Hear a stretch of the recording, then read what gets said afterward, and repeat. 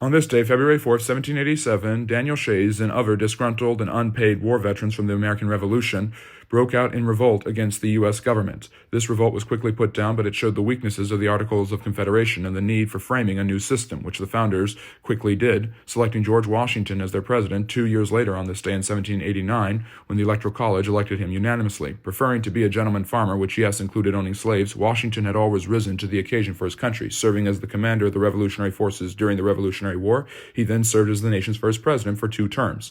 He established the first cabinet, stabilized the American economy, and put down any rebellions he encountered. He retired to his beloved Mount Vernon in 1797, but only enjoyed it for 2 years before his death in 1799, always putting his country first. And then on this day in 1945, the Yalta Conference between Roosevelt, Churchill, and Stalin convened, in which the Allies discussed what the post-war world would look like following the end of the Second World War. Then on this day in 1948, Sri Lanka declared its independence from Great Britain, just after India had, becoming an autonomous country separate from the Indian mainland.